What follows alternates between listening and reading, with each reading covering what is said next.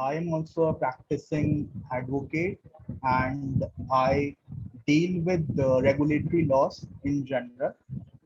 So even I am energized about this webinar. Uh, Litigation, as you guys would be knowing, that it is one of the most challenging and satisfying professional pursuits, which has multiple practice areas. Regulatory litigation being one among them deals with various regulatory bodies like SEBI, TRAI, CCI, and the like. Regulatory litigation is a really challenging practice area and yet unnoticed to a great extent due to multiple reasons. As you guys might be aware that litigation in general is seen as a dual taking place in traditional forums like district courts, high courts, and supreme courts. But regulatory litigation takes place across several statutory fora and also in traditional fora. So in a way, it offers both best of both the worlds.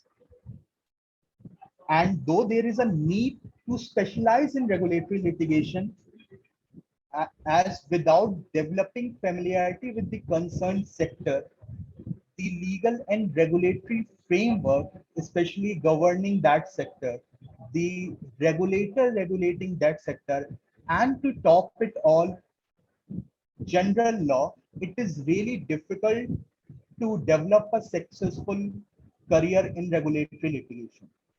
This has also ensured that the niche practice of regulatory litigation in general is limited to a very small number of practitioners because it is demanded. No wonder it offers best of both the worlds because it demands a great deal of intelligent industry in addition to the usual drudgery.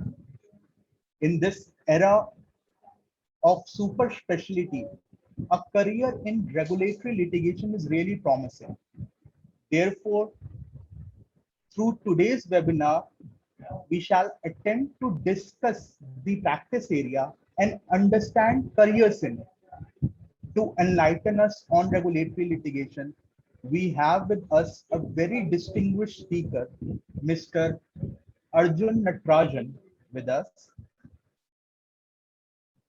Uh, Avoidance, mitigation, and resolution strategies in disputes across a broad spectrum of practice area is the focus of Mr. Arjun Natarajan. Regulatory litigation, arbitration, and allied litigations are his key practice areas. His interest includes public policy and regulatory reforms. He has contributed to the discourse of law and technology by making submissions to Joint Committee on the PDP Bill 2019, METUI on the draft of National Strategy on Blockchain, Department of Consumer Affairs on the proposed amendments to the Consumer Protection E-commerce Rules 2020, and National Health Authority on consultation paper on Unified Health Interface. Since 2018, Mr. Natarajan has been representing Telecom Regulatory Authority of India, that is TRAI, in regulatory dispute primarily before the Honorable High Court of Delhi and Honorable TD SAT. In today's webinar, in his capacity as a regulatory litigator, Mr. Natarajan will introduce us to regulatory litigation. In this process, he will also briefly deal with the regulatory litigation in telecom and broadcasting sector, which are regulated by TRAI. With this, I would like to thank Mr. Natarajan for gracing this webinar with his presence and would request him to enlighten us. Thank you. Hello. Before I begin, just a quick routine check. Am I optimally audible to all of you?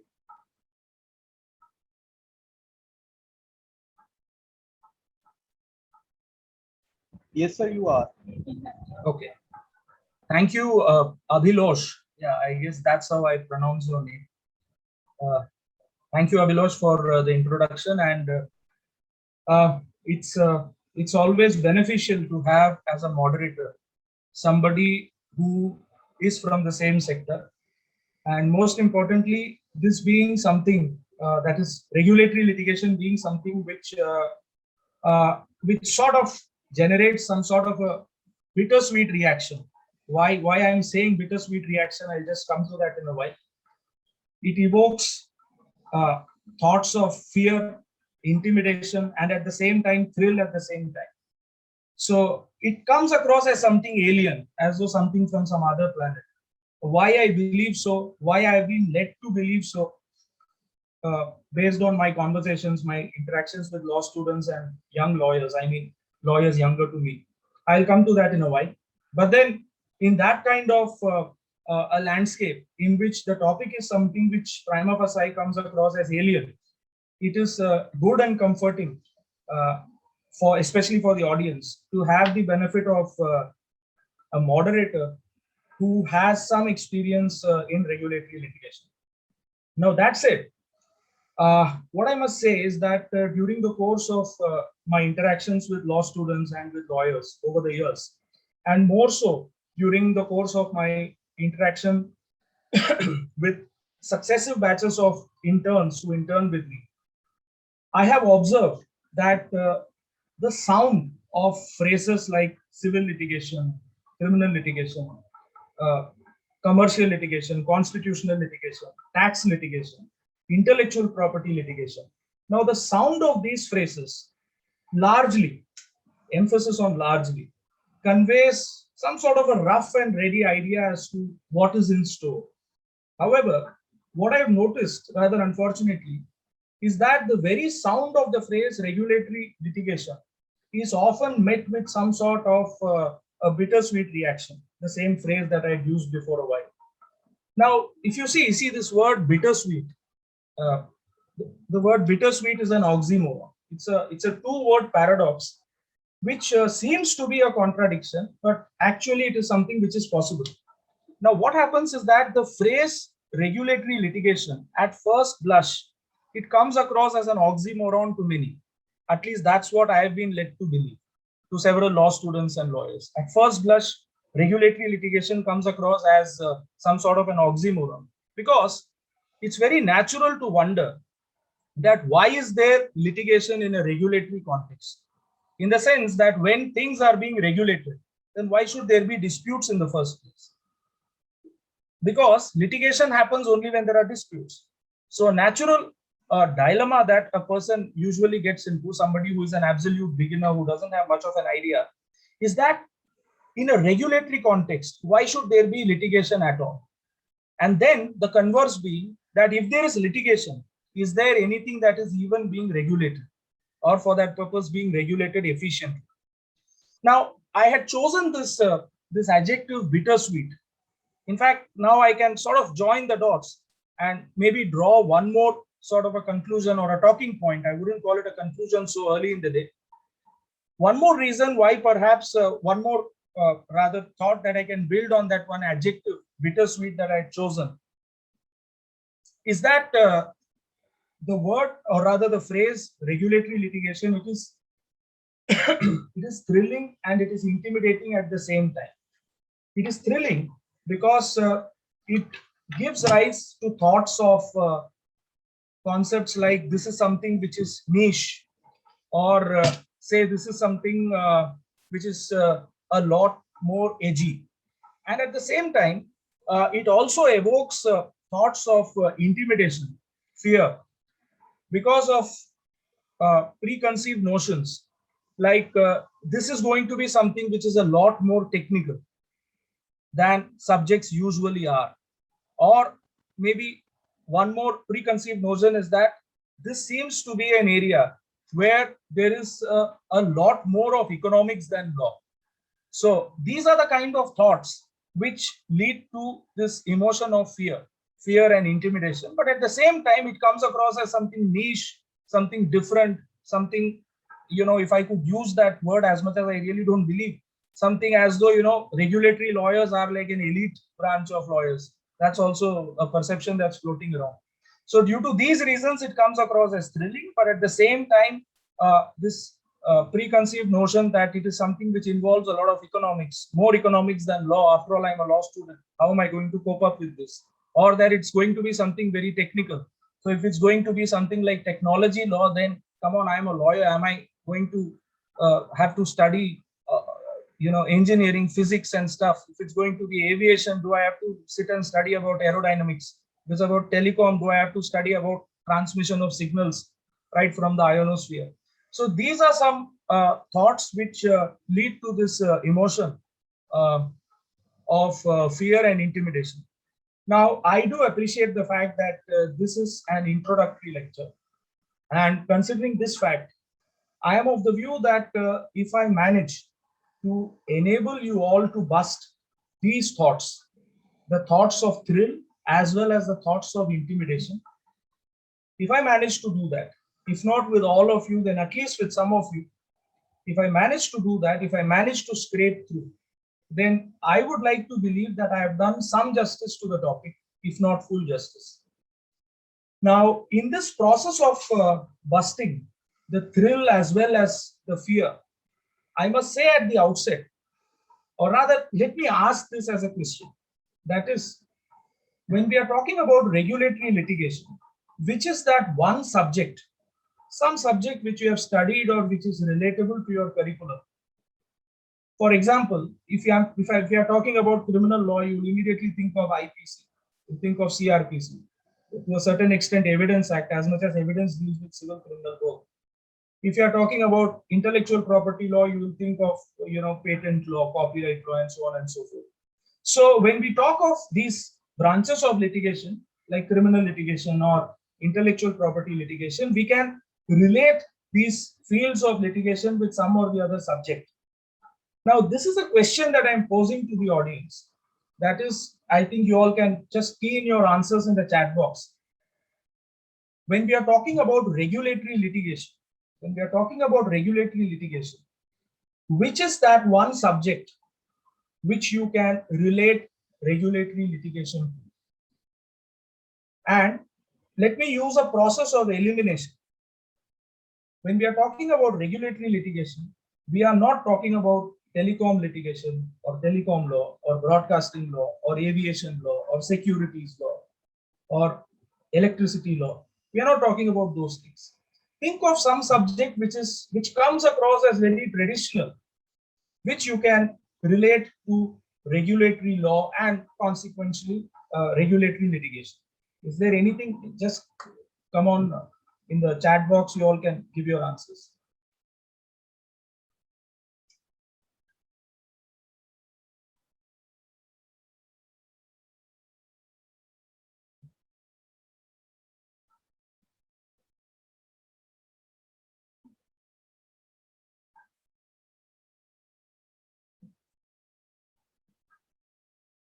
I'm happy to see Mr. Arudra Rao over here. We have interacted in the past, and he's quite an astute professional.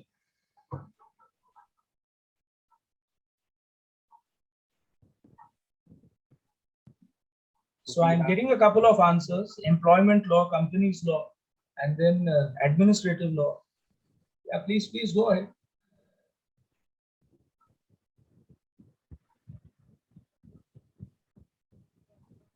Let us, it might sound a little cliche, but let us try to better the results. Come up with more answers. If not better answers, at least come up with more answers.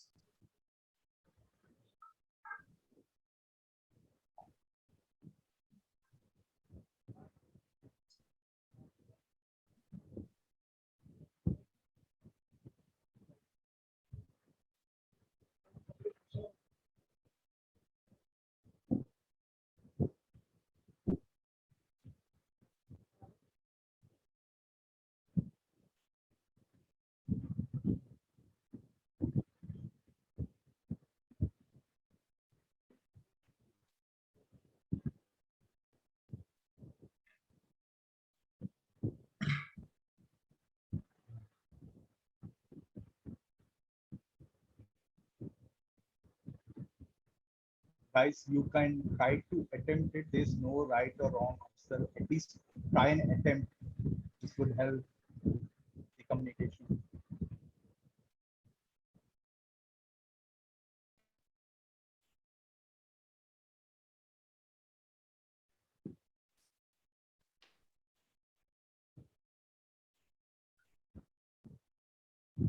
Hello.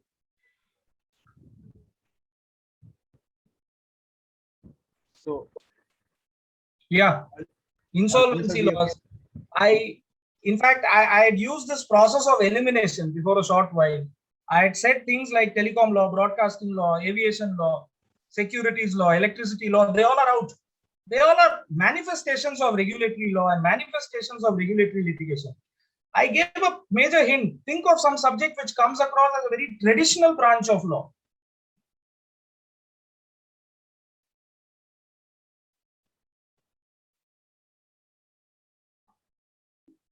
Well, I wish to clarify one aspect, that is, see, of course, there will be a segment of this webinar in which we will be talking about the career opportunities in the field of regulatory litigation and regulatory law in general. Of course, that's going to be a segment, but even otherwise, I wish to clarify that in the process of talking about law, I would like to talk about career as opposed to just talking about career, because there may be a great career in regulatory litigation, but it is relevant to you only if it interests you.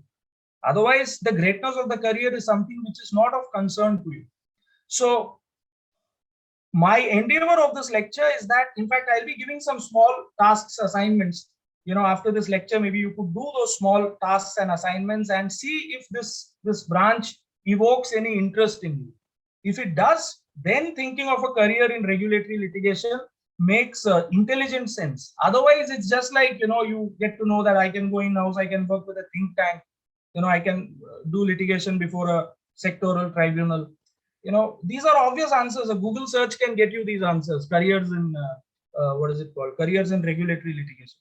But let us try to examine the law, and in that process, in an organic fashion, let us arrive to the career-oriented things. Anyway, I've got the answer over here, and the answer that the answer that I was expecting. I'm not saying it's the right answer. If somebody can think of any other subject which is more relatable to regulatory litigation, then well and good. But then, yes, it happens to be administrative law. It happens to be administrative law. Administrative law is just constitutional law in motion. But then I'll come to that aspect of distinction between these two things in a short while. See, to put it very simply, administrative law is a branch of public law. Now, I'm sure that you all know the distinction between public law and private law, two broad, like contract law, especially contracts between two individuals, A and B, two business entities. All those things come within the domain of private law, whereas public law is when, on the one hand, you have a public authority. I'm consciously not using the word state or government. I'm consciously using the word public authority. And on the other side, you have a private entity, which could be a company or an LLP or an individual or whoever it is. So to put it very simply, administrative law is a branch of public law. That is, it's a legal framework structure to resolve disputes between private entities on the one hand and public authorities on the other hand. I would request you all to just make a small mental or physical note of this phrase that I used just now. The phrase is public authorities. And the small little disclaimer that I gave before a while, that is, I'm consciously not using the word state or government. Instead, I'm using the word public, or rather the phrase public authorities. Now, what does this administrative law essentially do? Administrative law is a body of law. It promotes rule of law, which is articulated on fairness, non-discrimination, and constitutionally ordered governance. And what does it prevent? Administrative law as a body of law prevents public authorities. Once again, I am emphasizing on public authorities from acting in violation of rule of law and contrary to the rules of natural justice. You could make a mental note of one more phrase, natural justice. We'll come back to these things when we talk about sector specific aspects. Now, administrative law as a body of law, it requires public authorities not to act ultra vires the constitution as well as statutes. Okay, make a mental note of this as well. So there are 3 points that I've given for all of you to ponder over. We'll come back and relate those things. The first is public authorities, the second is natural justice, and the third is not just ultra vires the constitution, but also ultra vires various statutes. Now, see, of course, I do not wish to, as it is, maybe in the past, whatever 15-20 minutes or so, maybe I've given an impression that this is going to be a very theoretical lecture. Having given that impression, I don't want to burden you by, either saying or reading or by putting up a PowerPoint presentation, giving all those definitions of administrative law given by, Wade or maybe, Dicey, Sir Jennings or Port. I don't want to burden you with all those definitions. All of those you will get in books and on the internet, most importantly. But then coming to something which you might have wondered, because see, I just now said a couple of things about administrative law. And back in the day when I was in college, I was wondering that what is even the difference between administrative law and constitutional law? Constitutional law deals precisely with these aspects. It's a public law. It deals with disputes between public authorities. At that point in time, I was thinking of it from the point of view of state. Okay. So, there is a state authority and linking it to the relevant provision in the Constitution of India. But then when I got into administrative law, I started realizing that when we are talking about state, we are not just talking about state from the point of view of the legislature, that is the maker of laws, but we are talking about the executive, we are talking about the bureaucracy, we are talking about specialized bodies, that is regulators. And in that process, we'll slowly move into core aspects which might prima facie come across as more theoretical, because the things that I've been saying till now might have prima facie come across as more, more theoretical. But then as we move forward, it might come across as more practical, at least prima facie. Now, to put it very simply, the distinction between constitutional law and administrative law is that administrative law, no doubt, it stands on the foundation of constitutional law. But then constitutional law deals with the organization and function of public authorities when they are in a static state. Okay. However, administrative law deals with the organization and functions of public authorities when they are in a non-static state. That is when they are in a dynamic state. So when the state is functioning, especially in a welfare state context, when there are far more roles that a state assumes than just a police state, then when we see constitutional democracy in progress, at that stage, the law which we can see in motion is the law which we can broadly call as administrative law. Now, can I have some answers? There is one more sort of a question that I wish to pose so that perhaps we can make this a little bit more conversational. Now, what are the conventional institutions of constitutional democracy? Any answers? What are the conventional institutions of constitutional democracy? It's a very basic question. You might have studied it in civics. Don't think I haven't studied constitutional law till now. Doesn't matter. It's a very basic question. Conventional institutions of a constitutional democracy. Judiciary, executive, legislature, Supreme Court. Okay. Very well. Now, yeah, no doubt. Yeah, these are the conventional institutions of constitutional democracy. However, there are some unconventional institutions of constitutional democracy as well. Now, I can think of 2 such unconventional institutions of constitutional democracy which are traceable to the Constitution of India. Can you name those? They are established under the Constitution of India.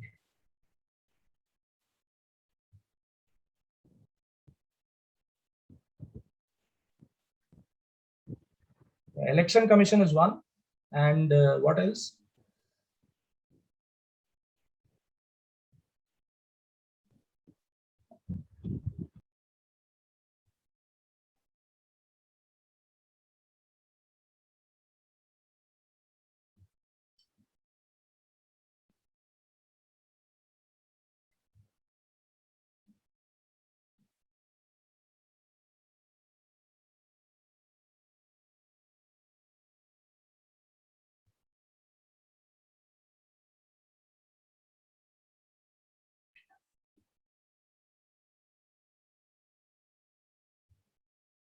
Election Commission and CAG.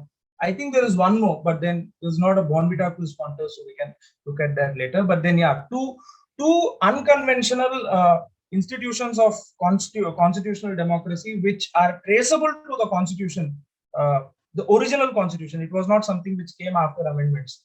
The original text of the constitution, even it had an Election Commission of India as well as the Office of the Comptroller and Auditor General.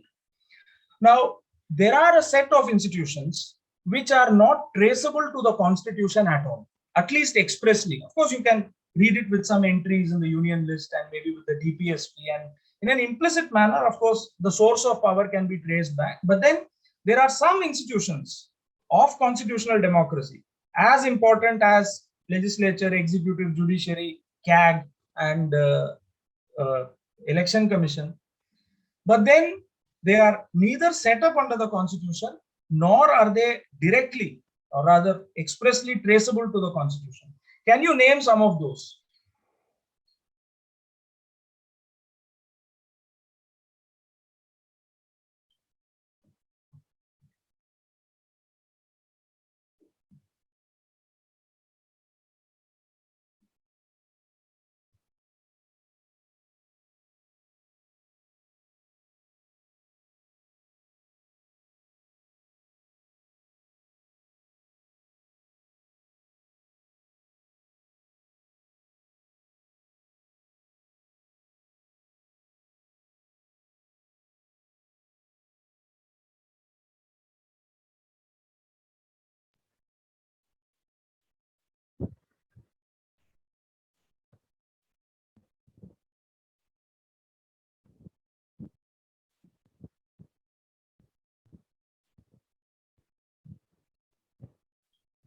Hello?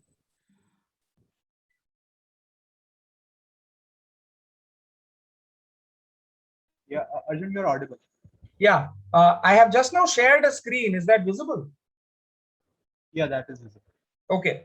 Now, I just now posed a question. Can you think of some non-conventional institutions of constitutional democracy which cannot be traced to the constitution, at least expressly?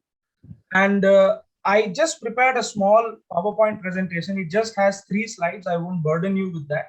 And had it been a live lecture, most probably I would have just used the writing board for this. But then just take a look at these. You know, I've listed these out. If you can, you know, it's a very basic slide. So I have named a statute. I have named a statute and then I have named the regulator set up under that statute. So you have the Securities and Exchange Board of India Act of 1992, and you have the SEBI, which has been set up under this statute. Then you have the Telecom Regulatory Authority of India Act 1997 and TRAI, which has been set up under it, and so on and so forth. It's self-explanatory. I don't want to read each one of those. But then the question that I want to ask is there any similarity that you can see in all these statutes that I've listed out? I do appreciate that one deals with securities, another deals with telecom, the third deals with airports, fourth deals with competition across the board. Then you have the fifth one dealing with petroleum and natural gas, sixth one deals with food. All of these are unconnected. But then can you see one theme of commonality in these?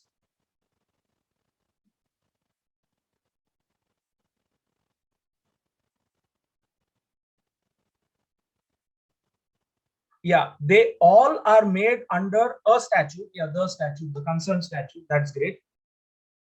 One more thing that you're saying is regulation. Ultimately, yeah, they all are dealing with regulation. But then something more. Just focus on the name of the statute. Focus on the name of the statute and let me know if in the names of all these statutes, the entire name, the name plus the year. I just gave out the hint, but then doesn't matter.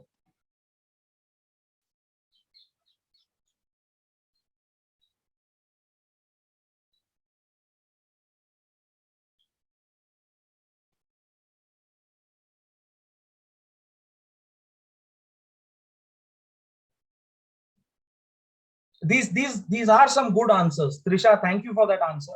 Of course, that answer is with a question mark, but then that doesn't matter. Yeah, they all deal with regulation, no doubt.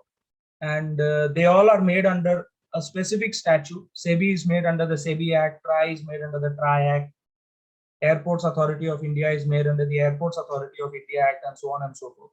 But then something more. It's way too obvious. In fact, it is audacious. The Act, Arudra Rao, the Act gives birth to an authority or commission and an institution. Yeah, you are right.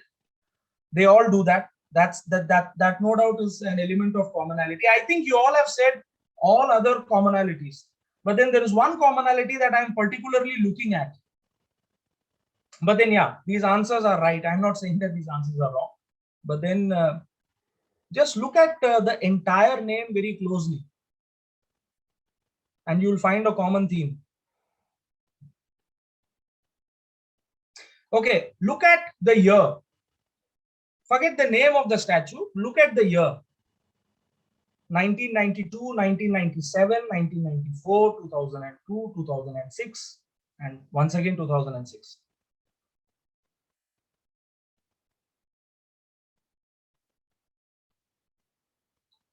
That's the answer that I was looking for, because all of these developments took place after the year 1991. I would give you the small task. What you could do is, after this lecture, if you want to sort of explore if this is something, regulatory law, regulatory litigation is something that interests you, then just make a note of this. After the lecture, you all could do this small exercise that first of all, try to find out some regulator which was set up in India before the 1990s. Maybe you could do this as a task and see if it evokes some interest. And that's one task. So we see all these. In fact, if you take the Insurance Regulatory Authority of India, IRDAI, even that's post 1991.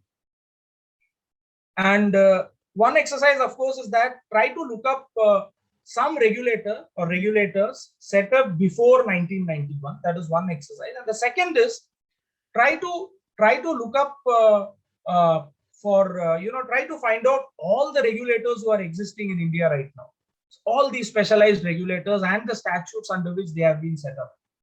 Maybe that could be a good exercise, and then you could start visiting the websites of these regulators, and then maybe read their annual reports, read the consultation papers or white papers. Different regulators use different names for that. So you could look up those things, read, and then find out for yourself as to how much of interest this field generates in you. And then if it generates, then you could see that, which is the sector that you want to further read up or follow up on.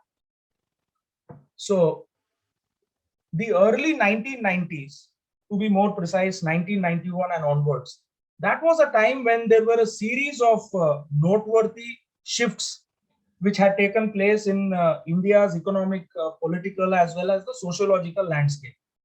And there were, of course, changes in the economic sector, which led to a larger size of markets, or rather an expanded role for markets. It led to greater private sector participation across the board.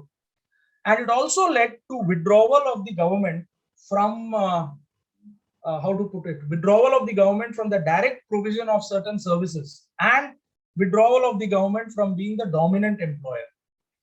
And post 1991, for different reasons, different regulators were introduced across various sectors. See, because every sector poses its own peculiarity. Okay, so it can't be like, you can't have, for each sector, you can't have a regulator for the same reasons, because each sector is facing its own peculiar set of problems. So why did the security sector have a regulator, and why did some other sectors, say the public utility sector, that is, roads, bridges, dams, sewage, water? There are various reasons. For example, in the utility sector, when I'm talking about utility sector, I'm talking about, basic amenities like, say, electricity, dams, water, sewage, natural gas, and these kind of things. Why was there a necessity for regulation? There were multiple reasons, but the primary reason was to build confidence among private enterprise, that is, among private players who had to compete with PSUs. Okay, so on the one hand, you have had PSUs who have been doing this work of building, roads, bridges, dams, and all these things for years together. And now suddenly there are private players who are coming in. And then for that private enterprise to be encouraged, you have to inspire their confidence in the sense that the rules of the game cannot be in a way that it is favoring the government players. So to ensure that level playing field, that was one of the reasons why regulation was introduced in the context of public utilities. However, if you take a look at the securities and the financial sector, regulation was introduced there to protect investors, primarily to protect investors. That was the time when a couple of scams, etc. had happened. So primary reason now, you saw just now, you saw in public utility, the reason was what? The reason was to put in place a level playing field between private enterprise and public sector, long-standing old war horses, public sector entities. However, in the securities and in the financial sector, regulation was something which was sought to protect investors from misleading and fraudulent practices, for establishing fair, transparent, and efficient markets, and to reduce what is called as a some sort of systematic risks. Now it is clear that there was a shift from governance of markets by government departments to markets being overseen by specialized bodies. Now, if you remember, I had given, I think, 3 or 4 words or phrases and asked you all to make a small mental or a physical note of it. What were those? Can anyone just quickly give me those 3 or 4 phrases here, right here in the chat box? I think one was public authority. And the second was, what was it? I think natural justice. Natural justice. Yeah, natural justice. And third was constitution and statutes. Yeah, ultra vires the statutes. Yeah, ultra vires the, okay, ultra vires the constitution as well as the statutes. As much as my emphasis was on ultra vires the statutes, because if something is ultra vires the constitution, it's gone. We all know it. We know it from constitutional law. But then in administrative law, there is an additional layer. So, say I am a regulator. Say, for example, I am SEBI. I have been constituted under a statute called the SEBI Act. I have been given powers to make regulations. Now, when I make regulations, the regulations have to meet 2 musters. The regulation has to be intra vires the Constitution of India, and it has to be intra vires the SEBI Act. Okay, this concept of a parent legislation and a delegated legislation goes back to your basics of that, seemingly traditional subject called administrative law. It often becomes, it comes as a shock that, oh God, data protection law, such a contemporary branch of law, or say, for example, something like aviation law, electricity law, such a energy law, such a contemporary branch of law, and it's taking me back to that old sort of a jurisprudence sounding subject called administrative law. What is this happening? So a lot of these things go back to administrative law. It goes back to principles of delegated legislation, limits on exercise of control by the state. And of course, there's a distinction between control, prohibition, regulation. Of course, I've sort of distorted the sequence, but then that's the next aspect. I'll be coming to that. So, yeah, some of those phrases, ultra vires the constitution and statutes. So these were some key words that I said. Public authority. Now take a look at any of these. I just put up that small little slide. Let it be SEBI, let it be TRAI, let it be AAI, or let it be CCI. All these are public authorities, but then they are not state in the sense of being a government, because they have been set up under a statute. They are specialized bodies, specialized regulators. So that's why I was very consciously using the term public authorities, because these entities, no doubt they are state for the purpose of the Constitution of India, but then they are not state the way we know. When we talk of state, we think of state of Uttar Pradesh or Union of India, okay, or Union of India through some ministry, whatever. But then here, when we are talking about public authorities as a state, we are not talking about state as we have known in the constitutional law context. We are talking about state in its capacity as these specialized bodies, let it be CCI, TRAI, whatever. Now, these are bodies which are functioning as, they have legislative, they have legislative, executive, as well as judicial, all these powers. So that's one more aspect. There is some side, prima facie, it looks as though the doctrine of separation of powers gets obliterated. For example, if you see SEBI has power to make regulations, okay, which is a legislative power. it has the power to order for an investigation, which is an executive power, and then it has the power to do adjudication and impose penalties, which is judicial power. Now all these are distinct powers. Okay, we have learned from whatever theories of Montesquieu about doctrine of separation of powers, that these are distinct limbs and there cannot be mixing. That thing, the judge, jury, executioner cannot be the same. But then when we look at regulators, often these things sort of get fused into a particular entity. I just gave the example of SEBI. Now, for example, yeah. So in order to ensure that these public authorities, that is specialized regulators, considering the fact that they are some kind of a super state, because you have the regulator, you have the legislature, you have the regulator with legislative, executive, as well as judicial powers put in place, steamrolled together in one. So there are some safeguards. For example, if you take any of these statutes, there will be a safeguard that the regulations which are made by the regulator will have to be laid before the parliament for parliamentary sanction. Of course, how effective that procedure is, that's a different debate. But then that safeguard is there. Similarly, in a lot of these statutes, you will see that there is an obligation to act in a transparent manner. So whenever a regulation is being made, there has to be an element of transparency. Now, in this element of transparency is fulfilled by doing these activities like a consultation process, in which the draft law is first floated for public comments, and then all those comments are taken, comments from various stakeholders, and then there has to be an intelligent analysis. So that's one interesting judgment in the Call Drops case. It was in the context of TRAI, where it has been held that meeting the transparency requirement does not mean being open about things, does not mean merely being open about things. It involves an element of not just openness but also intelligent decision making. So if you have comments from 10 stakeholders and say you are accepting 5 and you are discarding 5, you should have sound reasons as to why these 5 are being accepted and why the remaining 5 are being discarded, and accordingly the legislation or the regulation, to be more precise, regulation, accordingly that has to be crafted. So like this, there are several safeguards. So I would request you all to just take a look at these statutes. And let me just share that PowerPoint presentation once again.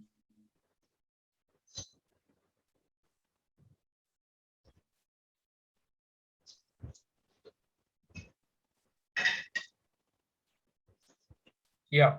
So I would request you all, in addition to those 2 exercises that I've given, firstly to look up for some regulator which was set up before 1991, and then to try and find out as many regulators as possible set up under statutes, and then visit their websites and try to cultivate some interest in this whole thing of regulatory law. In addition to these things, one more thing that you all could do, which could perhaps develop some interest in the field, is that when you examine these statutes, look for the tribunal which has been set up under that statute. For example, under the Securities and Exchange Board of India Act, in addition to SEBI, which has been established, SEBI being a regulator which has legislative, executive, as well as judicial powers, in addition to that, a Securities Appellate Tribunal has also been set up. So actions of SEBI get challenged before the Securities Appellate Tribunal. Similarly, if you see under the Telecom Regulatory Authority of India Act, a specialized tribunal called TDSAT has been set up. TDSAT has original as well as appellate jurisdiction, but from a core regulatory point of view, we are looking at the appellate jurisdiction of TDSAT, because whenever there is a direction or a decision or an order which is passed by TRAI, then these can be impugned before TDSAT in exercise of its appellate jurisdiction. Of course, under the Competition Act, you have the CCI. CCI also has a lot of these powers steamrolled into one single entity, and appeals from there go before NCLAT. Compact isn't functioning anymore. So you could take a look at these statutes and try to figure out who the regulator is, who the appellate body, the specialized adjudicator is, and then read up those judgments. There are a couple of 2-3 judgments specific to telecom and broadcasting. I'll be sharing those citations either during the course of the webinar or maybe immediately after that. So these are few things that I guess you all could do in order to develop some interest about regulatory law in general. Because once you get a hang of regulatory law in general, principles of natural justice, how they are involved, how they are invoked rather, when it comes to executive decision making, how some sort of an audi alteram partem requirement is met. So these are things which I think would enable you all to generate some interest in this field. And despite doing these things, if it doesn't generate interest, then of course there are various other fields, you all can explore that. So these are a couple of things that maybe you all could do. And at this point, I'll just take a break before I get into specifics of regulation by TRAI and talk about telecom broadcasting industry. Before that, I'll just take a break, and I would request you all, if anybody wants to ask any question or pose any comment or seek any clarification, then please go ahead. And so I've just taken this short break. So yeah, any question, clarification, criticism, anything?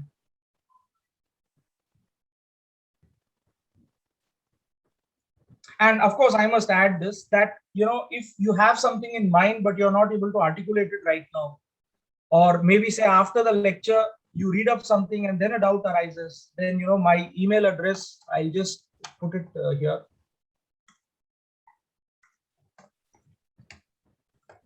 Please feel free to write to me. I would love to keep this as an ongoing exercise. Lectures are meant to be short-lived. They get over in an hour, 1 hour, 15 minutes, whatever, but then the process should go on.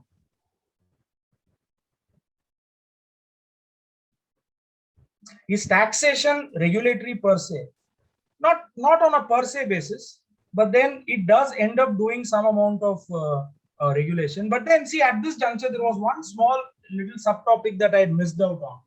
See, there are these three core concepts. Whenever we see a public authority which is sort of interfering in the activities of private entities, then this interference assumes three levels. And maybe in the process of talking about these three levels of intervention, maybe I could sort of give you some more cues about whether taxation is regulatory per se or not. On a per se basis, taxation is not regulatory because it also involves an element of revenue for the state. So it becomes a fiscal statute in that sense. So it's not something which is regulatory per se, but then of course it has elements of regulation. But in that process, let me just build on this and get into those three levels. Now, if you see, regulation is like the least level of intervention. Okay, regulation is something which is, which gives the impression of something being light touch. If I could give an example, in a game of cricket, the role that an umpire plays is that of a regulator. Now, he is not telling the fielding side whether they should launch a fast bowler or a spin bowler. Okay, he's not telling the batsman whether he should hit the ball one way or the other. All that he does is that if there is a 6, he will say it's a 6. If there is a 4, he will say it's a 4. Okay, and if it's a white ball or a no ball, he will say whatever it is. So he ensures that the game goes on smoothly and seamlessly. And whatever stoppages that he does in the game, they are only to ensure smoothness of the game, not for any other reason. You could take another example. Another example would be like, say, the role on a normal day, not on something like, say a protest is going on, or say there is some, something like a Republic Day or something of that sort. I'm not talking of that. I'm talking of a normal day, like say a day like today. The way traffic is managed, okay, the role that a traffic cop plays on a normal day like today is that of a regulator. Okay, his job is to ensure that there is smooth flow of traffic. He is not going to stop somebody and say that you don't look so rich, why are you driving a BMW? He's not going to say that. Okay, he's not going to tell somebody that, if you're going to not synchronize the speed and the gear, then it will cause problems in your vehicle. He's not going to say that. He is just going to ensure that people are wearing their seat belts, that, scooters or motorcyclists, they are wearing their helmets, and then they are not using the phone while riding or while driving. And then they are respecting the red light, green light, etc. That's about it. He has to just ensure smooth flow of the traffic. And whatever stoppages that he does, those are stoppages which he does only to ensure smooth movement, not to cause stoppage for the heck of it. So the role of a regulator, whenever you come across a regulator and you feel that, oh, what is it that this regulator is doing? You can look at it as though, is the regulator doing something that an umpire has to do? Is the regulator doing something that a traffic cop does on a normal day to regulate traffic so that the traffic goes on. Okay. His object is not to stop the traffic. Even if the traffic gets stopped, it is to ensure that it goes on in the larger scheme of things. So that's about regulation. Now, the next level of intervention, which is more than regulation, or rather more interventionist than regulation, is called control. Now, control is more than regulation, but less than prohibition. Prohibition being the third level. Now, control would be something like, let me go back to that traffic police example. Now, say there is a protest which is going on, because of which some roads have been cordoned off, and there are those take diversion boards all over the place. Okay, so on that particular day, if you try to drive on one of those roads which has been cordoned off, the cop will say that you can't take this road. Instead, take this diversion and go around, or whatever it is. That is more than regulation, but less than prohibition. Why? Because there is an element of control which says that I'm not stopping you from doing things. I'm only asking you to take a different path. I'm stopping you from taking the usual path because of whatever XYZ reasons. Either it's been cordoned off, or there is some Republic Day arrangements which have been put in place, whatever it is. And then comes prohibition. Prohibition is like a ban. Okay, see, it's very easy to figure out prohibition. But then it's control and regulation which often get mixed up. Prohibition means what? Say, for example, in a particular state, a particular meat is not allowed, or say an alcohol is not allowed. That's like prohibition. There is no confusion about it. Okay. So that's about the prohibition. So these are three levels, and often what happens is that there tends to be mixing, matching of these things. Often, what is intended to be done is regulation, but then it ends up being perceived as control. Okay, it is intended to be control, but then it amounts to prohibition. Now, these are the kind of things which largely give rise to what we call as regulatory disputes. Now, before talking about regulatory disputes, and particularly about regulatory disputes in the telecom and broadcasting context, I'll just take a look at some questions which have come. So, Arjun sir, Arudra has a follow-up question on taxation, that will the answer be same for customs and excise? One second. One second. Okay, what was the question? The question was, is taxation regulatory per se? That was the question. I had said that it's not regulatory per se. Will the answer be the same for customs and excise? See, I don't know with an element of certainty. But then I would like to read up on it and come back. This is something which I don't want to take the risk of, giving an answer off the cuff and giving something which is a wrong answer. So I'm sorry about that, but then I shall read up and I'll come back to you after the session. Just remind me about this. But then I'll remember this question. When you were talking about transparency, was it only for the purpose of having better decision making? Could you please, one second, I'm missing something. Could you please, one second, it's, can you just read out that message? I think Trisha or somebody had sent it. So why am I, wait, one second, the whole thing got scrolled back to the top.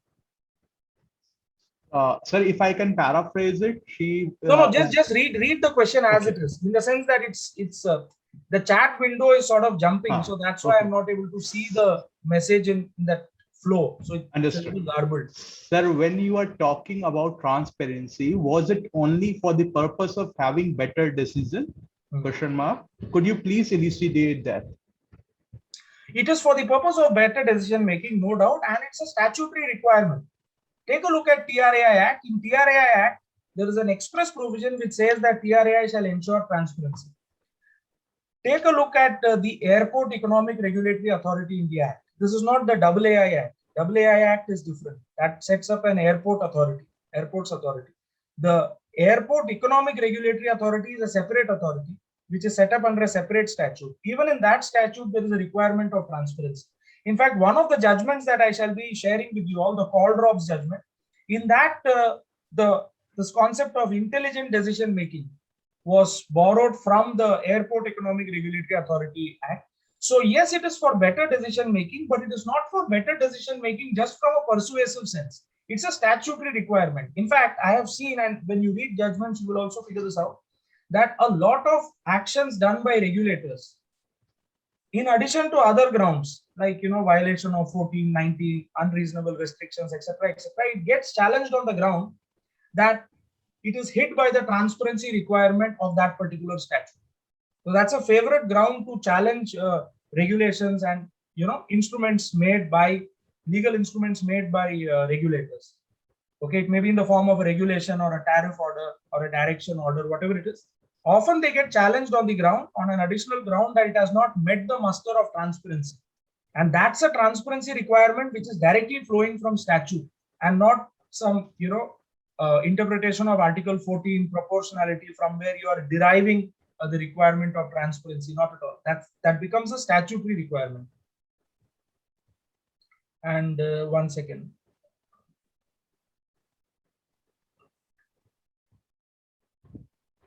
Yeah, let me go back to the chat box. Call drop judgment. This is in which context? I suppose Arudra has mentioned the judgment which you are talking about. Yeah, that is the call drops judgment. Okay, it is COAI versus TRAI. So Arudra has one more question. I'll read it for you. Is there, if there are so many sectorial regulators, why is something as basic as tendering still done by the government? Sorry, I couldn't get the question. If there are so many sectorial regulators, why is something as basic as tendering still done by the government? Could you, Arudra, could you just build on that question? I heard the question, but I could not comprehend it. Should I repeat the question again? No. I heard. It's not a hearing problem. It's a comprehension problem. I can hear and read the question, but I'm not able to understand what is that he's meaning by tendering. In which context is he talking about tendering? What I could make of is means. No. Let him say it's better because. Okay. Yeah. Arudra, you can unmute yourself and can illustrate or can detail your question. Hi, sir. Thank you so much for taking out time, sir, and talking about an area that is actually that a lot of young litigators don't know about. And we always go after the traditional forms of litigation, but it's good to have our eyes opened about this area. So what I mean, sir, actually, Mr. Senior Advocate Arvind Datta says that there are so many regulators in India that now you need a regulator to regulate regulators. Yeah. He very famously said that. So, so in that context, I'm saying that almost every sector has a regulator which has that three-part positioning, as you said. It has a legislative making wing. It has a wing that enforces the laws, regulations, bylaws, and it also has an AA, as we call it, an adjudicating authority. So this is just a abstract thought that I had, that if there are so many sectoral regulators, why hasn't something as basic as tendering of like public goods, whether be it the construction of a highway or the construction of a metro or say mining licenses, mining rights, why have the government still held tight control over these kind of, is it because they're public goods? And because if there is some subject matter expertise that these regulators have, there is no reason why they can't at some level administer something like tendering of public goods in that sense. That was my thinking behind the question. Okay, I might be wrong. I'm open to be corrected. Yeah. Now I am able to sort of comprehend the question. See, in my practice, I have seen that, for example, you took the example of metro construction. Delhi Metro Rail Corporation issues a lot of tenders in its own name. So, in the sense that, and I'm quite sure that even bodies like NHAI, they do issue tenders. See, they may be issuing it sort of, in the name of the president or whatever because of the constitutional requirements. But otherwise, that apart, from an operation administration point of view, it is done only by these bodies. At least I have seen that when it comes to DMRC. I know that to my own knowledge, for sure.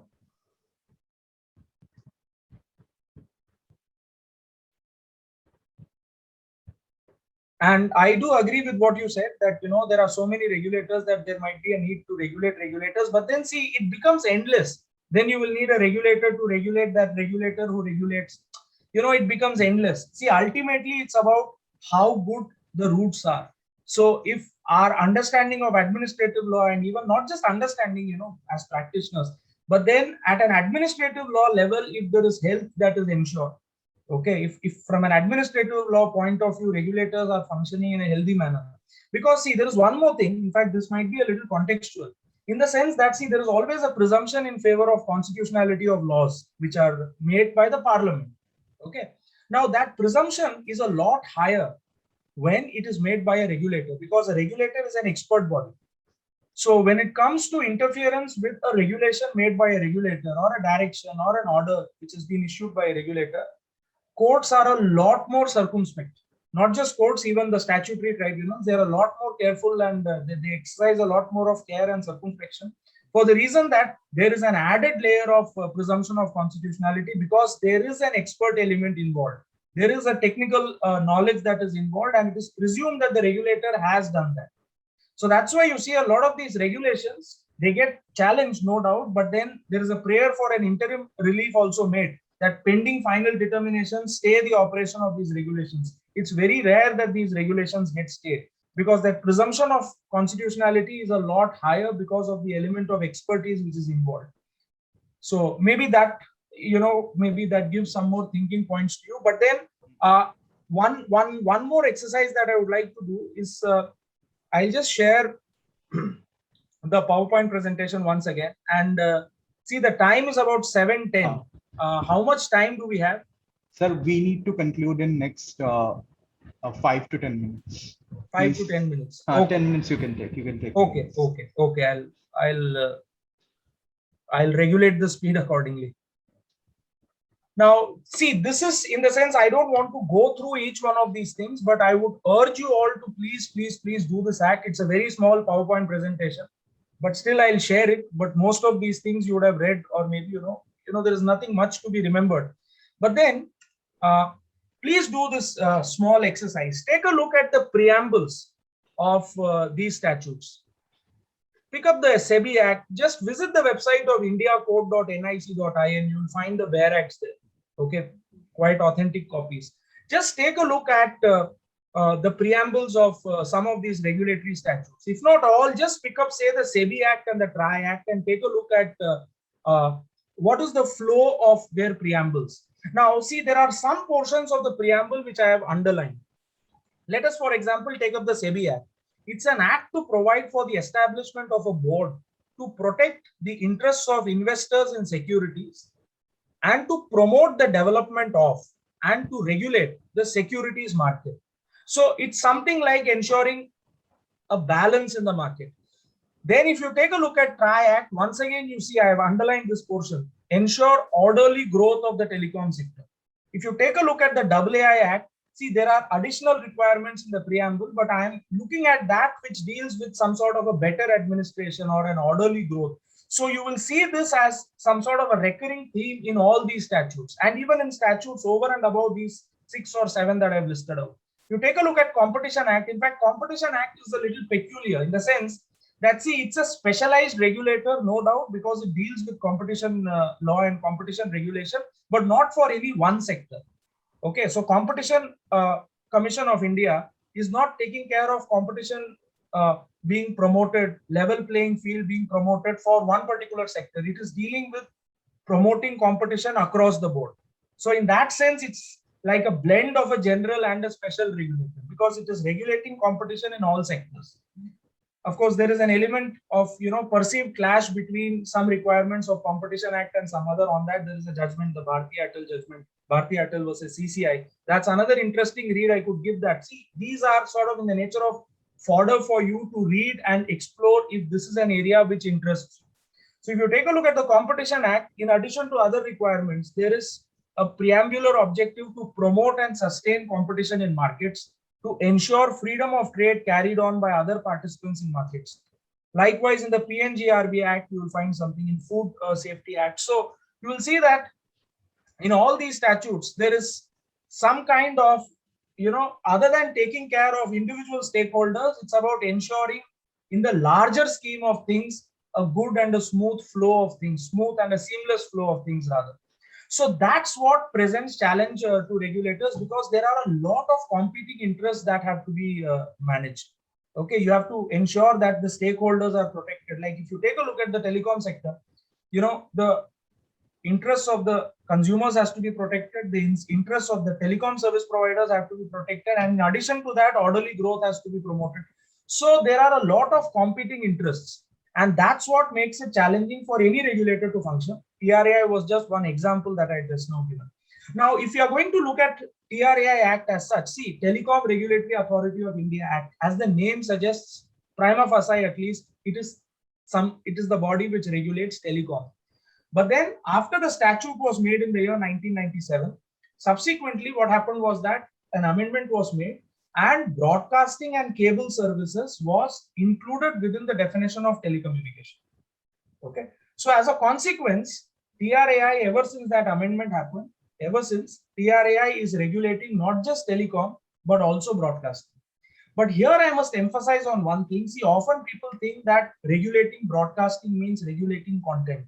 Let me clarify that, see, broadcasting has two distinct limbs. There is a limb of content and there is a limb of dissemination, which casually is called carriage. Okay, content is about what is coming on a TV channel. And mind you, TRAI is not dealing with OTT regulation at all. TRAI is just dealing with, TV broadcast, DTH, at least at this point in time. TV broadcast taking place, all the TV channels that we see through a DTH operator or through a multi-system operator or a cable operator. That's the domain of broadcast regulation when it comes to TRAI at this point in time. So it's not dealing with the content. It's not about what is being shown on the television. It's about the dissemination. So right from the broadcaster, his satellite, which is up there in the sky, how it is coming all the way through the cable operator to the television at your residence. Or there is another separate vertical, the DTH vertical. Okay. So these are few things which TRAI deals with in the process of regulating broadcasting. So it's important to clarify this aspect, because often there is this perception that broadcast regulation means content regulation. No, it's not content regulation. It is the carriage regulation. Carriage here means the dissemination. That is from the originator to the end receiver, how the signal gets transmitted and retransmitted, and finally from the origin till the destination, how the signal makes its way. So it's that limb of broadcasting which TRAI deals with. Now, TRAI, before a short while, I had given an example that SEBI has legislative powers, okay, because it can make regulations. There is a provision in the SEBI Act which says that SEBI has the power to make regulations. Then I had said that it has the power to order an investigation, or rather pass an order directing an investigation. And then I had said it also has the power to be an adjudicator. When it comes to TRAI no doubt has the power to make regulations. And of course, these regulations have to be laid before the parliament. You could read sections 36 and 37 of TRAI Act. They deal with the requirement, they deal with the power to make regulations and the requirement to lay them in the parliament. In addition to that, TRAI has the power to pass orders. TRAI has the power to pass directions. Okay. Now, these are, perceived to be in the domain of, executive actions. Now, the transparency requirement applies across the board, because in all its actions, TRAI has to ensure transparency. That's also a statutory mandate. You could take a look at section 11 of the TRAI Act, in which it is mentioned, I think one of the provisions, 11.4, says that TRAI has to ensure transparency. Now, in the process of regulation of telecom and broadcasting, TRAI has made several regulations. Now, see, of course, it's a very, there are developments happening on every other day. You could just visit the website of TRAI and take a look at some recent consultation paper that has been quoted.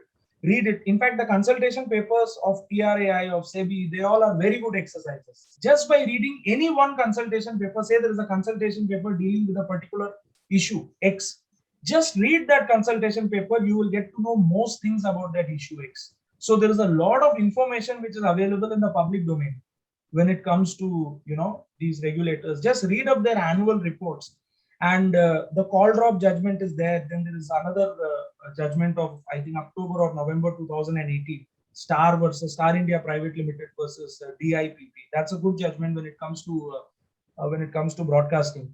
Now, see, I have those judgments with me. If you wish, I can just share the judgments in the chat box.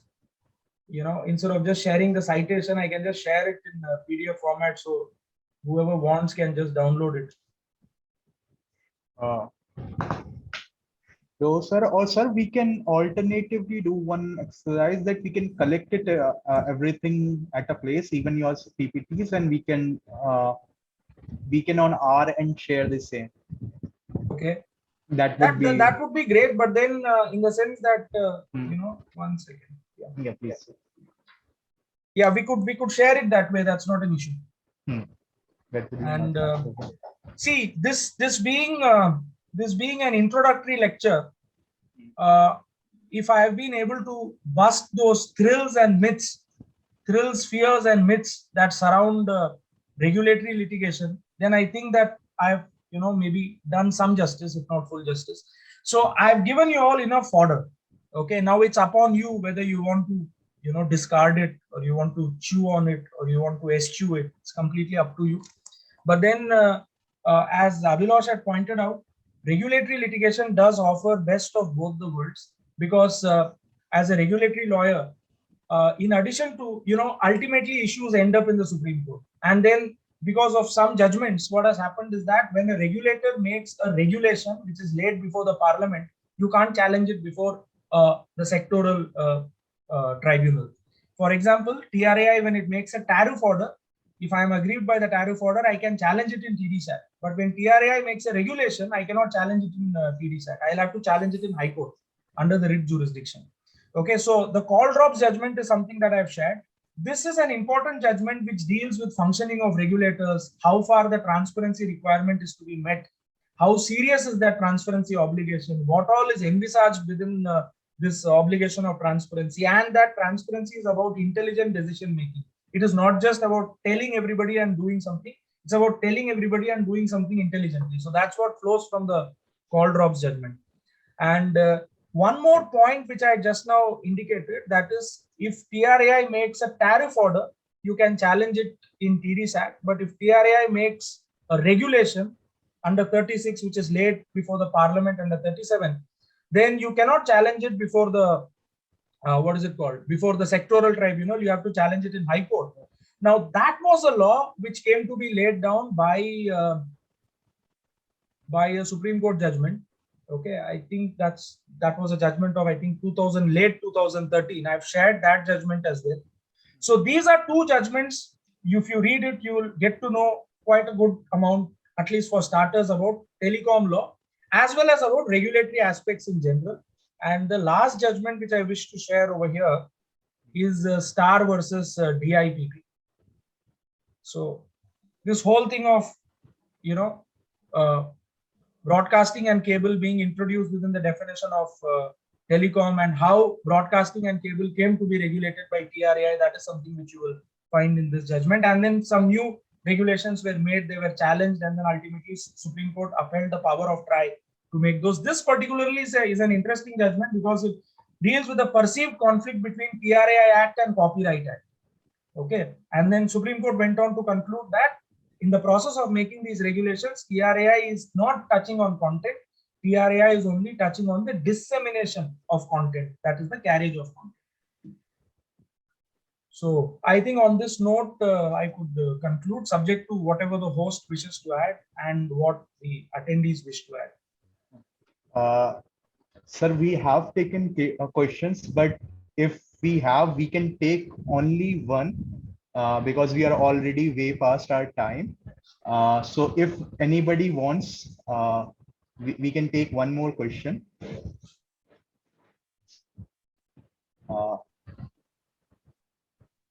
I will just add to what Abhilash has just said. We will take one more question is contextual. We will take one more question during this webinar, not for all times to come. The questions can keep coming. I've keyed in my email address. It's there in the chat box. You can always get in touch with Bettering Results. They'll give you my email address. Please feel free to write to me, not just now, but even in the future when you read these consultation papers or their annual reports and you come across things, and if you feel like bouncing something off, please feel free to reach out to me. So, sir, I don't think so. Means there. there are any questions left, that is a good indication. Also, you have made So everything. either it's a good really- indication or a bad indication. We No, don't know sir. that time alone will say. Let's see. We'll take it in positive spirit. So, sir, I would like to thank you for this, and it was a really interactive exercise. Even I, as a practitioner, got to know many things, and definitely I would encourage our attending audience also to interact more on it and develop liking for this niche, so to practice in it. So, sir, with this, I would like to conclude for the today's meeting. Thanks a lot for today's session, sir. It was really informative. Such a pleasure. Thank you so much.